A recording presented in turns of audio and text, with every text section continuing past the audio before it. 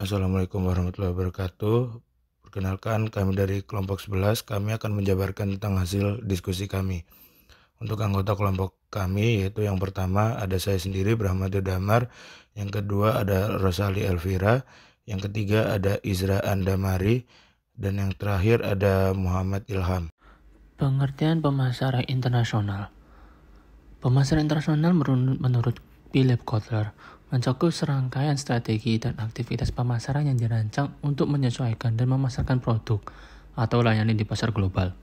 Dalam pandangan Kotler, pemasaran internasional melibatkan pemahaman mendalam terhadap perbedaan budaya, ekonomi, politik, dan sosial di berbagai negara. Ini melibatkan identifikasi peluang pasar global, menyesuaikan bauran pemasaran produk, harga, promosi, dan distribusi sesuai dengan kebutuhan dan preferensi setiap pasar.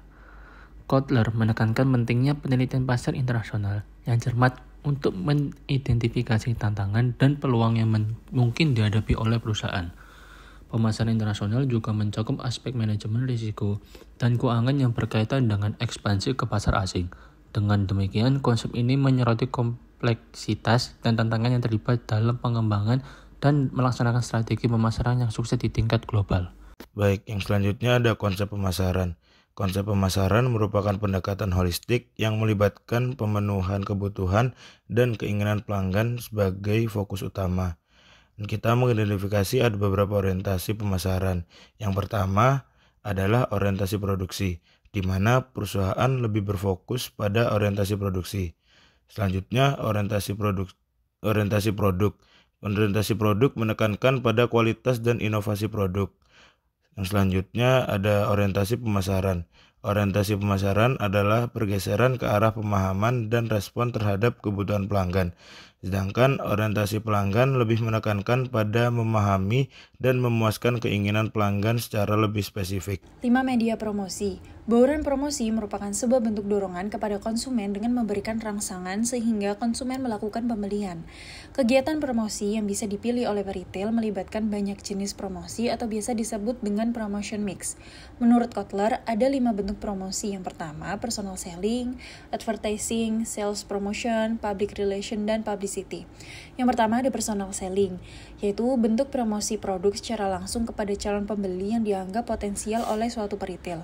Yang kedua, advertising, suatu media komunikasi yang bersifat massal di mana suatu sponsor telah menerima sejumlah pembayaran tertentu. Yang ketiga, sales promotion, suatu aktivitas yang dibuat sedemikian rupa untuk menjadi pelengkap advertising dan sekaligus sebagai media yang dapat memudahkan personal selling.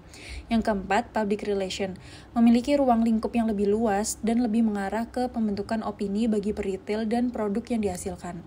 Yang terakhir ada publicity, yaitu bentuk khusus dari public relation di mana intinya adalah terdapat berita atau perkembangan terbaru dari suatu peritel atau produk.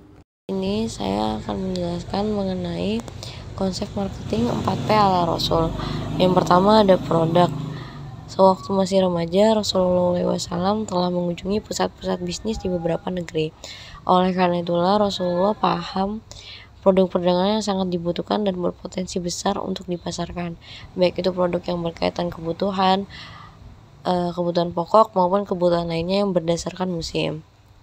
Yang kedua ada price, harga.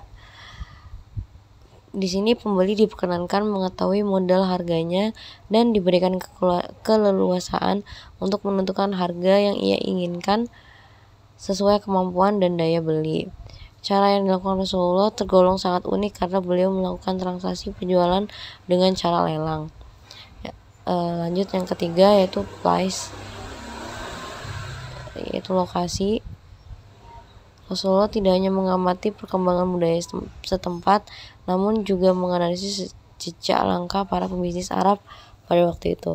Oleh karena itu, beliau sangat handal dalam memahami lokasi-lokasi strategis dan membaca peluang pasar.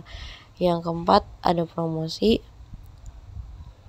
Promosi yang dilakukan Rasulullah dapat diartikan sebagai upaya untuk menyampaikan pesan-pesan yang tidak hanya menonjolkan keunggulan produk, tetapi juga mengandung nilai-nilai kebaikan, kejujuran, dan keterbukaan. Beliau menjalankan promosi dengan cara memberikan contoh teladan dalam berbisnis dan berinteraksi dengan pelanggan serta pemangku kepentingan lainnya. Baik, mungkin sekian dari kelompok kami. Wassalamualaikum warahmatullahi wabarakatuh.